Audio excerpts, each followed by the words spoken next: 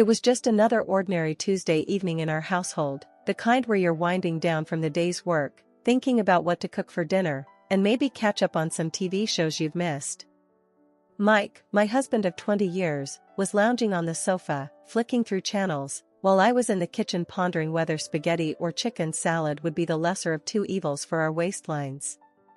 I was thinking about what our 19-year-old son Alex eats in college. That's when the phone rang, cutting through the mundane silence of our home. Mike glanced at the caller ID and sighed. "It's my folks." There was a hint of reluctance in his voice that didn't go unnoticed. "Go on, pick it up." "It's been ages since we last heard from them," I called out from the kitchen, trying to sound more enthusiastic than I felt. Mike's parents, Linda and George, weren't exactly the easiest people to get along with. Their rare calls usually meant they wanted something. Mike pressed the speaker button, and we both braced ourselves. "Hey, Mom, Dad, what's up?" The voice that came through was Linda's, choked with tears. "Oh, Mike, it's all gone. Everything's gone." George's gruffer, more panicked tone interjected. "The company, son. It tanked. We've lost the house, the cars, everything." I stopped what I was doing, the gravity of their situation sinking in. Mike and I exchanged worried glances. Despite our strained relationship, hearing them so vulnerable struck a chord. "So, what's the plan now? Where are you guys staying?" Mike asked, his voice tight with concern. "That's just it, son. We have nowhere to go. We were hoping, maybe, we could come stay with you and Karine for a while." Linda's voice was hopeful, yet hesitant. Mike ran a hand through his hair, a clear sign he was stressed. "Well, you know the house is actually Karine's, left to her by her grandma. I gotta talk to her about it." I knew what was coming next. As much as Linda and George could be a handful, they were still his parents. Turning them away wasn't an option, not really. I walked into the living room, taking the phone from Mike. "Linda, George, listen, we can figure something out. But it's only temporary, okay? Just until you get back on your feet." "Oh, thank you, dear. You're a lifesaver. We won't be any trouble, promise," Linda gushed, relief evident in her voice. After we hung up, Mike slumped back on the couch, a mix of emotions playing across his face. "Babe, you sure about this? You know how they are. Always looking down on our lifestyle, expecting the moon." I sighed, sitting next to him, taking his hand. I know. But they're your folks. What else can we do? We'll set some ground rules. Make it clear it's just for a few months." Mike nodded, looking somewhat relieved but still anxious. "They mentioned bringing some things. I hope it's not their entire house." The morning Linda and George were due to arrive felt like the calm before the storm. Mike and I had been up since dawn, double-checking every room to ensure everything was as comfortable as possible. Our attempt to bring some order before the inevitable chaos. "Karine, do you think they'll like the setup in their room?" Mike asked for what felt like the 10th time, his forehead creased with worry. I shrugged, adjusting a pillow for the umpteenth time. "They'll have to. It's not the Ritz, but it's the best we can do." The sound of engines rumbling down our street cut our conversation short. We exchanged a look that said, "Here we go," and made our way to the front door. As we stepped outside, two massive moving trucks pulled up, blocking our driveway. Jesus, did they bring the whole house? I muttered under my breath as Mike squeezed my hand, a silent plea for patience. Linda and George emerged from a sleek rental car, looking every bit the displaced royalty. Linda, with her fur coat draped over her shoulders despite the mild weather, and George, in a suit that looked too formal for our quiet, suburban street. "Karine, Mike. Oh, how we've missed you!" Linda exclaimed, embracing me with a force that nearly knocked the wind out of me. "Good to see you, Mom, Dad," Mike managed, his voice tight as he accepted their hugs. As the movers began unloading, the sheer volume of some things they'd mentioned became horrifyingly clear. Furniture, boxes, more boxes, and endless bags started piling up in our driveway. Mike and I helped direct the movers, but it quickly became apparent that our house was not prepared for the influx. Every room on the ground floor was soon crowded with their belongings, leaving just narrow paths to navigate through. As the movers left, George clapped his hands together, looking pleased. "Well, this feels homier already, doesn't it?" That evening, after a day of moving and rearranging, we sat down for dinner. The air was thick with tension, an uncomfortable blend of gratitude and resentment simmering just below the surface. "So, Karine, this spaghetti is interesting," Linda remarked, poking at her plate with a fork as if she expected it to bite back. "It's a family recipe," I replied, trying to keep my voice even. "Simple but good." Was all she said, but her expression spoke volumes. Mike, sensing my growing frustration, jumped in. "Mom, Dad, we're really glad we could help out in your time of need.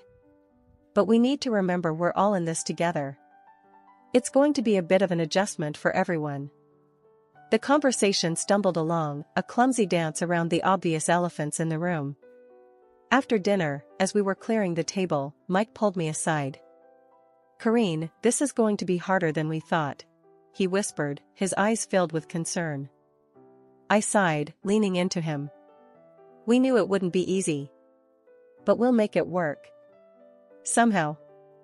The initial excitement of Linda and George's arrival quickly faded, replaced by the daily grind and growing tensions. It wasn't long before their true colors started to show, and with it, the first of many demands. One morning, barely a week into their stay, I was in the kitchen whipping up what I considered a decent breakfast: scrambled eggs, toast, and some fresh fruit on the side. Simple, yet filling. That's when Linda strolled in, a look of disdain plastered across her face as she eyed the plates on the counter. "Karine, darling, is this what you call breakfast?" she asked, her voice dripping with condescension.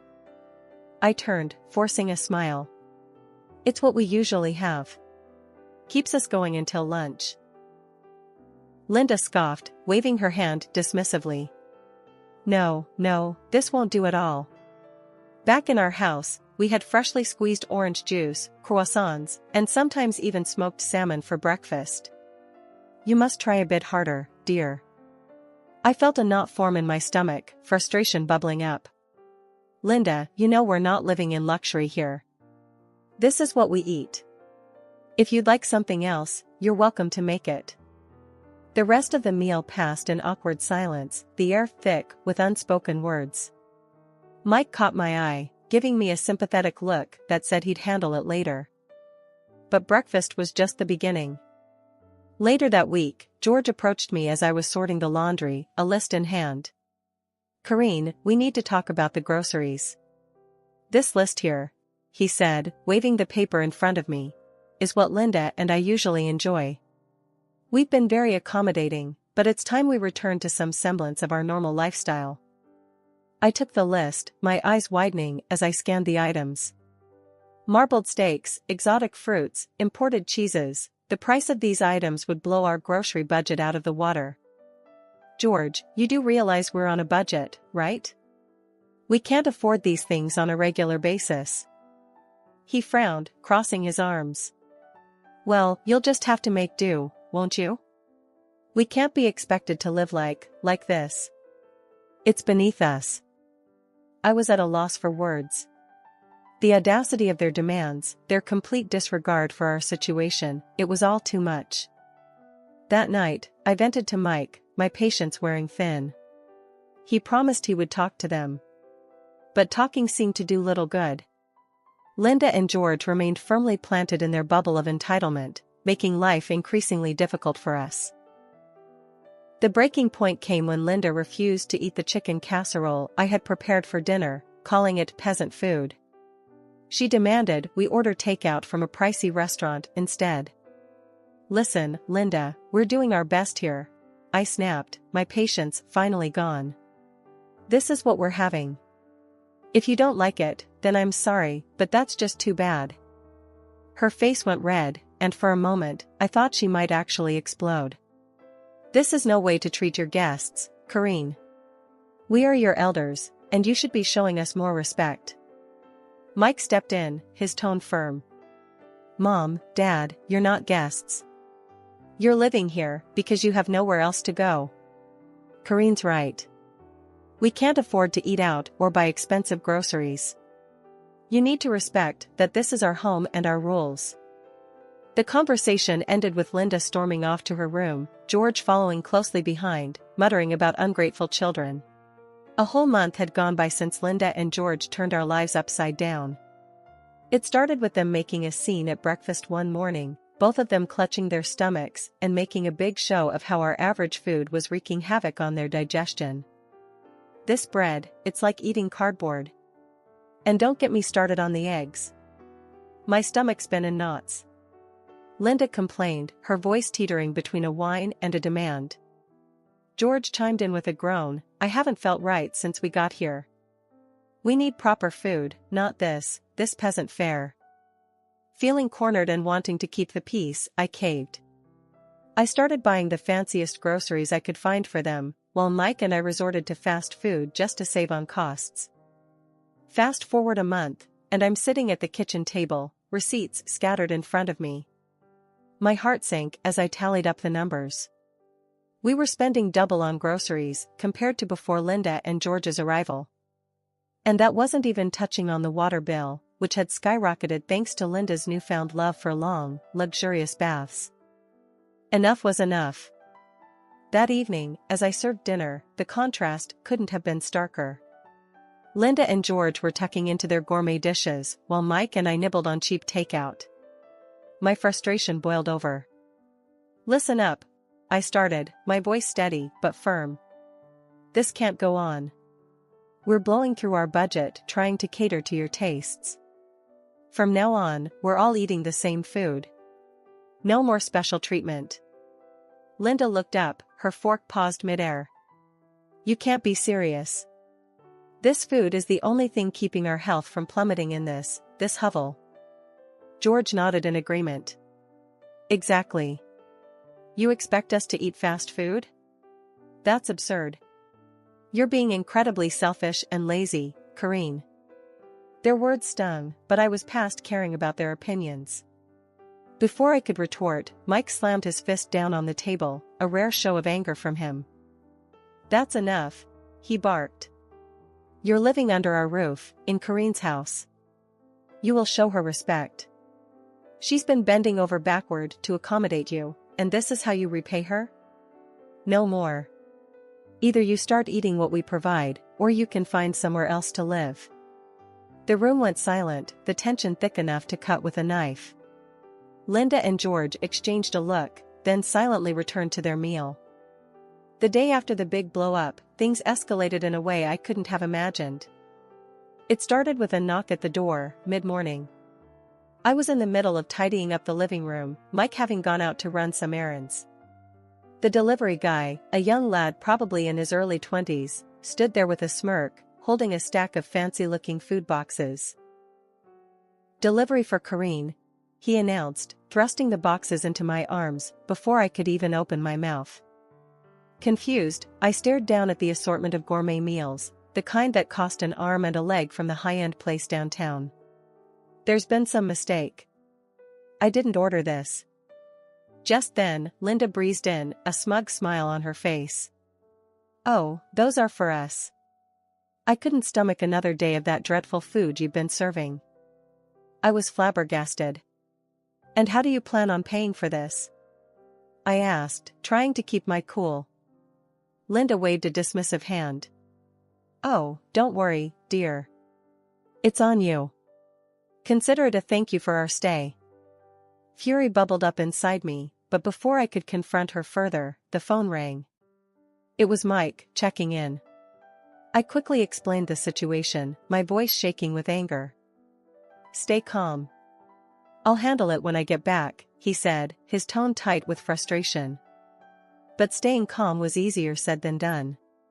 By the time Mike got back, Linda and George had made themselves comfortable, devouring their expensive meals with relish while I fumed silently. That evening, Mike and I sat them down for another talk. This time, the gloves were off. "Mom, Dad, this has got to stop," Mike began, his voice low but firm. "You can't just order expensive meals on our dime. It's not right." George scoffed, leaning back in his chair. "Oh, please. It's the least you can do after forcing us to eat like paupers." I couldn't believe what I was hearing. "Forcing you? We're going broke trying to keep you happy." Linda's eyes narrowed. "Well, maybe if you managed your money better, you wouldn't be in this situation." That did it. I lost my cool. Managed our money better? We were fine before you showed up, turning our lives upside down. Mike stood up, his chair scraping against the floor. "That's it. We've been more than accommodating, but it's clear you have no respect for us or our home. You need to leave." Their reaction was immediate and explosive. Linda started crying, wailing about how ungrateful we were, while George shouted threats about telling everyone how horribly we'd treated them. The argument raged on, voices raised, accusations flying. It was a mess. In the end, Linda and George stormed off to their room, slamming the door behind them. After the debacle with the gourmet food delivery, things went from bad to unbearable. Linda and George's entitlement had reached new heights, and Mike and I were at our wits' end. The final straw came on a chilly Thursday evening. I was in the kitchen, trying to make do with what was left in the pantry for dinner, when Linda sauntered in, her nose wrinkled in disgust at the aroma of the stew I was cooking. "That smells, what is that?" she asked, her tone dripping with disdain. "It's beef stew." "It's what's for dinner," I replied, keeping my focus on the pot to avoid snapping at her. Linda made a show of gagging. "I can't possibly eat that." "You know, it wouldn't kill you to try a little harder, Corinne. This is no way to treat guests." Dinner was a tense affair, with Linda and George barely touching their food while making passive-aggressive comments about the lack of variety. I was seething, but I bit my tongue, determined not to let them get the best of me. After dinner, Mike and I were cleaning up when Linda approached us, a smug look on her face. "I've been thinking," she began, "with the holidays coming up, it would be nice to have a new coat. Something warm and stylish." I stopped in my tracks, staring at her in disbelief. "A new coat? With what money, Linda?" "Oh, I thought you could use the money you've set aside for, what was it?" "Oh, yes, your son's college fund." That was it. The last straw. Without hesitation, I picked up the phone and called the one person I knew could turn the tide, my grandmother. Gran, despite her age and residing in a nursing home, had always been the matriarch of our family, her word law. After I spilled out the whole sorry saga, she huffed in disbelief. "This nonsense has gone on long enough," Gran declared, her voice crackling with resolve over the phone. "I'm coming to stay for a bit. We'll sort this mess out together." True to her word, a couple of days later, Gran arrived, wheelchair and all, ready to reclaim her territory. As she rolled into the living room, commandeering the space with her presence, Linda and George looked on in shock. "I'll be staying on the ground floor," Gran announced, scanning the room filled with Linda and George's belongings. "So, all this," she waved a dismissive hand around, "needs to go upstairs." Linda's face turned a shade of red I didn't know was possible. "You can't just come in and demand." Gran cut her off with a look that could freeze lava. "This house? It's still mine. Corinne and Mike are here because I allow it. And that means I can kick you out whenever I please." The threat hung in the air, heavy and undeniable. Within hours, Linda and George were scrambling to call movers, their complaints and protests drowned out by Gran's unwavering stance. As their furniture and countless boxes were hauled up the stairs, Gran turned to me, a twinkle in her eye. "Now, let's see if they still feel entitled to steak dinners and new coats." Gran's strategic maneuvering had just begun to unfold in our household. The air was charged with anticipation as we gathered in the living room, the scent of freshly brewed tea mingling with the tension. "Now," Gran began, her voice steady, we need to address the matter of rent." Linda scoffed, crossing her arms. "Rent? Why should we pay rent when Corrine and Mike don't?" Gran smiled, a glint in her eye. "Corrine and Mike live here under my grace. They contribute to the household in many ways. But you two," she paused, her gaze sharpening, "have been living off their generosity without giving much in return. I think a rent of $4,000 a month would be appropriate." George's face went ashen. $4,000? That's outrageous. We're retired, we don't have that kind of money. Gran leaned forward, her expression unyielding. "Considering the lavish meals and the luxurious lifestyle you seem accustomed to, I'd say you can afford it." Linda, her voice trembling with indignation, turned to me. "Corrine, surely you don't agree with this extortion?" Before I could reply, Gran interjected. "It's not extortion, Linda. It's about fairness. But I'm willing to negotiate." She paused, a sly smile playing on her lips. "If you're willing to help take care of me during your stay, push my wheelchair around, make breakfast, help with my bath, I might consider reducing the rent." The suggestion hung in the air, heavy and unappealing to Linda and George, who exchanged a look of utter disbelief. George, ever the pragmatist, asked, "And how much would this assistance reduce the rent?" Gran tapped her chin, pretending to ponder. "Let's say, down to $2,000, provided the help is substantial and consistent." Linda's mouth dropped open, but before she could protest, George cut in. "And if we refuse?" Gran's response was swift and final. "Then you're welcome to find somewhere else to live. This house," she gestured around, "will no longer be your refuge." The ultimatum was clear. Linda and George, faced with the prospect of actually working or paying a hefty rent, seemed to shrink in their seats. The following days were a flurry of hushed conversations and frantic phone calls as they scrambled to find an alternative. Eventually, they announced they had found a small apartment and would be moving out immediately.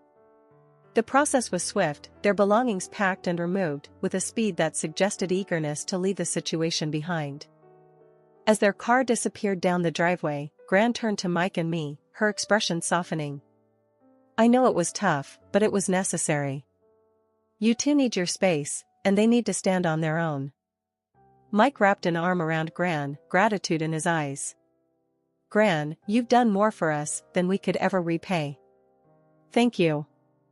In the weeks that followed, Gran became more than just a guest, she was a guardian of our home's harmony, a role she played with a blend of sternness and love that only she could manage. In the calm that followed Linda and George moving out, our house felt like it was finally breathing again. Gran, Mike, and I gathered in the living room one night, the gentle hum of the evening wrapping around us, making the space feel sacred after the storm we'd weathered. Breaking the quiet, Gran's tone turned playful. "Well, as much as I've enjoyed the drama, I think it's time for me to head back. The nursing home misses its most troublesome resident." Mike and I shared a look, already dreading her departure. "Gran, this house is always open for you. It's not really home without you," I managed, my voice heavy with emotion. Gran gave my hand a squeeze. "And you're always in my heart. But don't worry, I'll be back to stir things up now and then." We laughed together, a sound that felt like healing. As we said our goodbyes to Gran the next day, watching her taxi disappear, Mike and I knew we were ready for whatever came next. Together. Our home, once a battlefield, was now a symbol of our resilience, a place where love and boundaries found their balance. And as we stepped back into the quiet of our living room, ready to face the future, I felt deeply thankful for the journey that had brought us here, for the family we were, and for the lessons we'd carry forward. A few weeks later, we heard from a mutual acquaintance that Linda and George were living in a small apartment, having sold most of their belongings to cover their debts. The news came as a bittersweet confirmation of the new chapter they, too, were embarking on, a life defined by the consequences of their choices, leaning on each other, perhaps for the first time in a long while. Reflecting on this, Mike and I realized the true depth of the changes we'd all undergone. Our home was peaceful once more, and though the journey had been rough, it had taught us the true meaning of family, resilience, and love. All right, everyone's presentations are done, Nick, the manager, said as he tried to move the discussion forward. Excuse me, I haven't. I recently found out something. Nick interrupted me and began to speak. There's apparently someone in this department who didn't graduate high school and is just a part-timer. Meetings should be for employees only. Absolutely right. His lackey, Mike, of course, agreed with Nick. I'm leaving. After leaving the meeting room, I started to shut down my computer. I noticed that an email had arrived, not in my personal inbox, but in the company's shared email. Thinking, there's no point in speaking up, no one will listen, I went home quietly. The next day, I heard a commotion from Nick's desk. He was staring at his computer screen, his face pale. Nick? Is something wrong? Mike looked at the screen with him. And he turned even paler than Nick. Why is he so angry? Knowing the reason for Mike's distress, I thought to myself, serves them right. My name is Adam. My mother passed away when I was in the 9th grade, and I was raised by my father. Well, you could hardly call it being raised. After my mother passed, my father changed. He drowned his sorrows in alcohol, and though he still went to work, he squandered our living expenses on horse racing. Because of that, I had to start working part-time as soon as I entered high school. Every month, I went to the convenience store with bills in hand that couldn't be auto-deducted from my father's account. Even though I endured it because I didn't want to be alone, I reached my limit in my second year of high school and dropped out. I found a live-in job at a distant inn. Thank you for everything. The day I left home, my father, still staring at the TV, spoke. Take care. That was our last conversation. Back then, 18 wasn't the age of majority, so I needed my father's permission to work, and I couldn't hide my place of employment. Yet, my father never visited me even once. I kept working just to survive, and before I knew it, I was 42. Years of hard work paid off, and I was transferred to the headquarters. I was thrilled to be recognized by the company, as I thought I'd be working in the field until retirement due to my lack of formal education. Listen up. Our work can change the future of our employees. Don't drag us down. On my first day after the transfer, Nick, dressed in an expensive suit, spoke sternly. There was a reason for this. Our inn was located in a prominent tourist destination, known so well that everyone in the state could sing its commercial jingle. At its peak, we had 5 locations within the state. But that was long ago.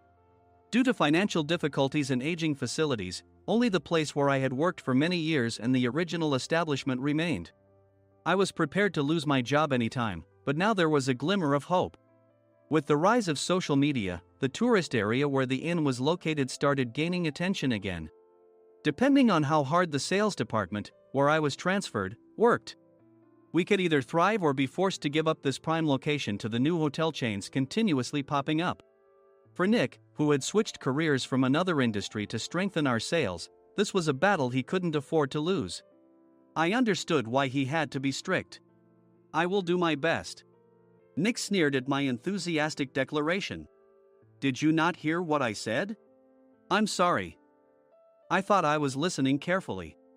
Out of habit from years of customer service, I apologized reflexively, though I had no idea what had offended him. Someone was watching me with a smirk. In this department, there are those who are expected to excel and those who have been shoved here because they have nowhere else to go. You are the latter. It was Mike, the section chief. He's 7 years younger, at 35. But he was called to headquarters much earlier than I was and had been moving around within the headquarters ever since. I'm not jealous, but I can't accept that he's my boss. Graduating from a prestigious university, he has an unusually high pride and caused many problems as a newbie, making things very difficult for me when I was the front desk leader. When I found out Mike was transferred to the sales department a month before me, I was disheartened. Mike is right. With just a middle school diploma, there's not much you can do. Don't even think about achieving results. As if I didn't exist, Nick remarked, I'm thirsty. Mike eagerly ran to the coffee maker. It seems Mike is Nick's lackey. I regretted being happy about my transfer to headquarters, wishing I had stayed on site forever. Send a direct mail to every company on this list by the end of the day. Nick only assigned me tasks that even a new graduate could handle. What? There are over 1,000 companies. You want me to send to all of them by today? Yes, if you and your fellow misfits split the work, even those with nowhere else to go should finish by today. I glanced at the employees typing away expressionlessly. They were worn out from customer service, only thinking about leaving on time, or were women reassigned after having children. With zero motivation for work. Even Sam, a new graduate from the same university as Mike, who was supposed to be among the expected achievers, had no enthusiasm for the job. Having joined the company wanting to do customer service. I don't care what they say, I plan to quit anytime, he said. Only Nick and Mike were highly motivated, making all the decisions between the two of them. I originally only wanted to work at the inn to survive and had no particular attachment to this job. I swallowed my words, thinking I had no right to reprimand them. About a month after the transfer, Nick told us with a frustrated look. To commemorate the 50th anniversary, we've decided to create a plan exclusive for one group per day. Originally, Mike and I were supposed to come up with it, but our president, Mr. Thompson, insists on hearing everyone's opinions. So, you all get a chance. As Nick explained, Mike began handing out prints. Make sure not to embarrass Nick. If your ideas are half-baked, you'll have to redo them. It seemed that they had printed his handwritten notes by Mr. Thompson, which included several questions and a section for free responses. It made sense why Nick had to seek our input, given that all responses had to be submitted to Mr. Thompson.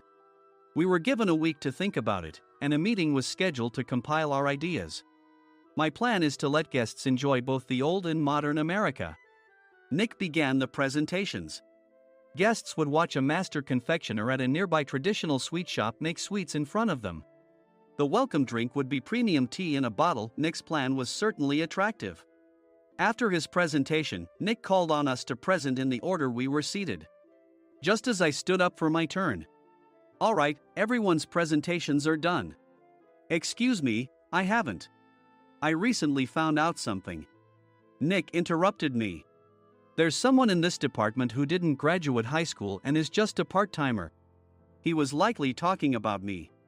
I joined the company as a part-timer and was made a full-time employee when I turned 20. That was 20 years ago, so Nick and Mike probably had no chance to know until recently. Meetings should be for employees only. Absolutely right.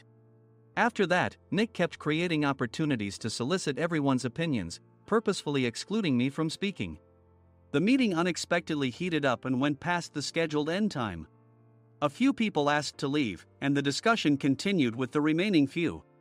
Still here? Normally, you'd leave in that situation. Though I had no attachment to the job initially, hearing kind words from customers made me want to make them happier. For someone like me, with nowhere to go, the inn was my home and customer service was my life. I felt pathetic about my current self. I'm leaving. I left the conference room and started shutting down my computer.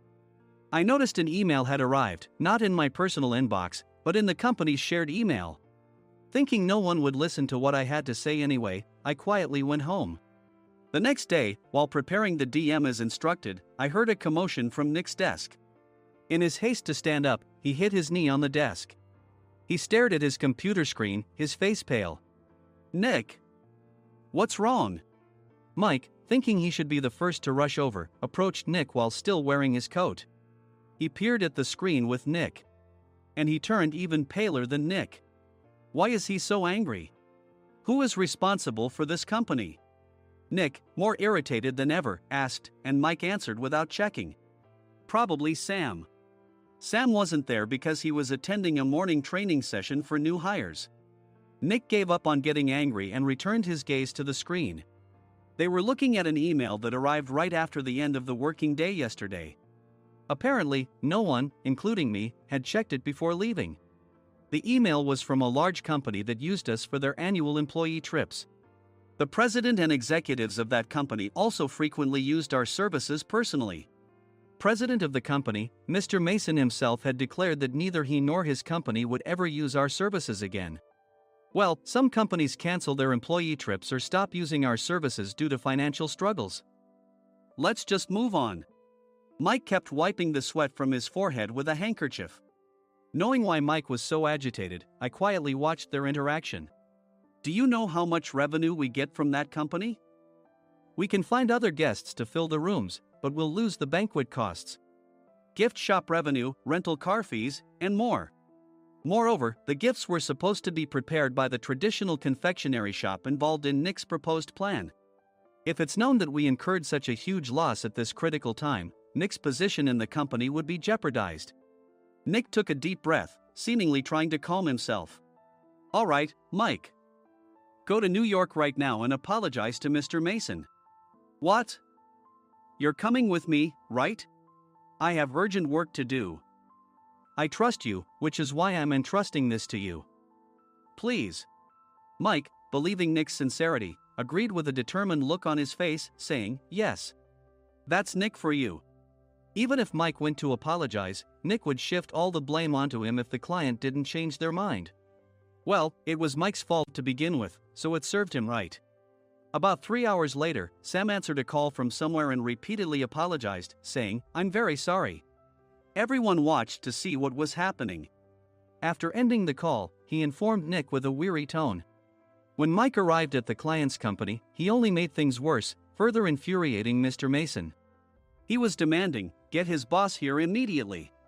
It was no wonder Sam was exhausted, dealing with such a call right after returning from training. What is that idiot doing? All right, Adam, you're coming with me. If sacrificing Mike didn't work, then I must be next. Normally, I'd want to refuse at all costs, but I saw an opportunity in this situation. If I can be of assistance, I'd be happy to join you. I obediently followed Nick, and we flew to New York. When we introduced ourselves at the reception, it became clear how serious the situation was, as the receptionist personally escorted us to the president's office. Angry voices leaked through the door, making both Nick and me uneasy. Excuse me. I'm Nick, the supervisor. I understand my subordinate has caused you trouble, and I deeply apologize. Nick, with his experience in the corporate world, knew enough to offer an apology before excuses. However, his customer service skills left much to be desired. I sighed as I saw Mike trembling like a small dog in the corner of the room. What kind of training are you giving your subordinates? Mr. Mason glared at Nick with a red face. The intensity of his gaze made even Nick take a step back. Regrettably, I joined this company only 2 years ago and was unaware of Mike's issues. I should have identified his shortcomings sooner. Indeed. I should have realized sooner. No sensible person would come to apologize and then give a lengthy presentation on the drawbacks of not using their in. Nick froze, his mouth slightly open. Suspecting the worst, I picked up the documents that had fallen to the floor. It seemed Mike hastily prepared these documents on the plane, listing the disadvantages. Disadvantage 1: if you change the venue for the company trip, employees might suspect it's for cost-cutting reasons, leading to a negative impression. Reading it aloud half-jokingly, Nick snatched the papers from my hand and checked the contents with a furious expression. Among the stack of documents was a receipt from a nearby convenience store's copy machine. I felt a pang of dread, hoping he hadn't shown the receipt as well. What do you think he said when I asked what kind of nerve he had to do this? I'm very sorry. Faced with the dire situation, Nick must have thought there was nothing left to do but apologize. In a voice smaller than I'd ever heard from him, he uttered words of apology. He said, I'm a Harvard graduate. I don't believe I said anything wrong. Mike, what have you done? Forgetting his plan to pin the blame on Mike, Nick yelled loudly, even in front of Mr. Mason. I didn't do anything wrong. You're still saying that? Look at him. Mike pointed at me with a shaking hand. I was assigned to headquarters in my 20s and now I'm a section chief. This guy only made it to headquarters at 42. Everything I've done proves I was right. So why are we losing the contract? Having said his piece, Mike collapsed to the floor. Of course. You were sent there because you had nowhere else to go. Mike never expected to hear such words from someone he looked down upon. He lunged at me, and Nick hurriedly stepped in to stop him. Mr. Thompson told me Mike is a quick thinker, and to take good care of him. There's no way he was pushed aside. Don't make things worse here. He didn't say quick thinker, he said only quick-witted, didn't he? I don't remember that part. I recalled the many troubles Mike caused when he was a newbie. When Mike was on the front line, his pride was so high that he never apologized to customers. Customer service, especially in our job, doesn't work alone. It brings both good and bad situations. If the front staff or housekeepers made mistakes, or the cleaning company didn't properly clean a room, one had to apologize to the customers regardless of personal fault. Mike, in such situations, would never apologize, insisting he wasn't at fault. This often angered customers, and as the front desk leader, I frequently had to apologize on his behalf. He caused complaints and disrupted operations, which is why he was quickly moved to headquarters. In departments where he didn't interact directly with customers, his quick thinking was beneficial and things went well. But it seemed his flaws were starting to show. Corporate reservations are supposed to be entered into the system by the sales representative. But a quick check yesterday revealed that more than 10 items were missing from the client's reservation. The handover document clearly stated what needed to be prepared. Why didn't you enter it into the system? Why do we have to give them special treatment? Filling rooms near the banquet hall, setting up all the food in advance. Specifying the brand of wine, they're too demanding. No wonder he always angered customers, I thought, feeling a headache coming on. Grouping them in rooms near the banquet hall is for our benefit too. It makes it easier for the staff to set up beds and serve breakfast since everyone's schedule is synchronized. As for the other requests, Mr. Mason suggested them to lighten our load. I didn't know that. Nick finally seemed to realize that Mike was the one who had angered the client. What did you say to them? I just told them we wouldn't give them special treatment anymore. We shouldn't waste effort on things that don't bring in money. I was utterly exasperated at his lack of understanding of customer service. Of course, we shouldn't comply with unreasonable demands. But carrying over successful practices from past stays makes customers feel remembered and enhances their experience. Good memories encourage repeat visits. That's part of our job. I looked down at Mike, who was sitting on the floor. In our job, nothing is a waste. Mr. Thompson likely moved you to the sales department, hoping you'd finally understand this. How do you think he feels now that you've failed to meet his expectations? Mike, tears in his eyes, fled the president's office. I was amazed he still hadn't apologized. You have it tough, Adam. It's okay, we're all employees of the same company. I deeply apologize for this disrespectful incident. Especially after all the care you've shown us. If it weren't for you, Adam, I really would have stopped staying here. When I heard you were moving to the sales department, I was willing to reconsider if you handled it. Seeing us talk so amicably, Nick's face contorted. Do you two know each other? Adam's service is excellent. I always requested him specifically. Normally, we don't accept specific staff requests, but we made an exception for Mr. Mason, adjusting my shifts accordingly. He had personally stayed at our hotel just before my transfer, and during casual conversation, I mentioned, I'm moving to the sales department soon. If I hadn't told him then, things could have been much worse. Please continue to take care of us. I look forward to it. On the return flight, Nick awkwardly offered me a can of beer. It's still working hours. Of course, I had no intention of forgiving him for a single beer. Nick might try to pin everything on Mike and avoid any consequences. While pondering this, a startling fact came to light. Nick, the tea bottles for the plan have arrived. I handed Nick a bottle labeled with our inn's name. They look good. What are you talking about? These are plastic bottles. I had assumed we would use the trendy, high-end bottling tea. But what arrived were ordinary plastic bottles of tea with customized labels. The only unique aspect was the label, which had the inn's name, making it look customized. Upon further investigation, I discovered that a substantial amount of money was set to be paid to the tea company. It was priced like bottling tea. Does this plastic bottle really cost $100 each? The tea inside is specially blended for us. The extra cost is for that. Wouldn't it be better to use another tea company? Or is there a specific reason we must use this one? As Nick continued to make excuses, I showed him a printed email. I informed the tea company's president, Mr. Mitchell, that we discovered irregular payments and he confessed. He said you two were high school classmates and planned to split the extra money. That idiot. Why did he confess? That's not important. You should worry about yourself, this could turn into a police matter. Opening the bottle cap, I suggested. How about calming down with this tea? It supposedly has a relaxing effect. Nick drank the tea frantically. In the following days, decisions were made about their fates. Mike was reassigned to the General Affairs Department, with no chance of transfer or promotion, as per Mr. Thompson's orders. As for Nick, since the payment to the tea company hadn't yet been made, he narrowly avoided legal trouble. Instead, he was encouraged to leave the company, and to avoid further complications, Nick submitted his resignation.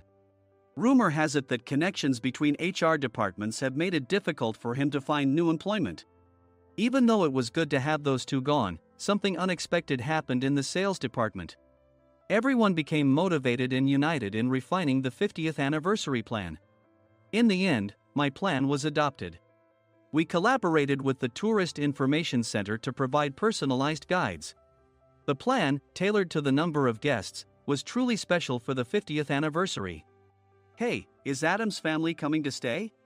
I immediately booked that special plan for my family. Sam noticed it on the reservation list and quickly picked up on it. Yes, I'm inviting my father. That's great. I might invite my parents too. I lacked the courage to face my father just as Adam. But here, with the confidence Mr. Mason praised, I felt ready. The 50th anniversary plan was a perfect opportunity to reconnect with my father. I hoped to bring back the days when we could laugh together as we once did.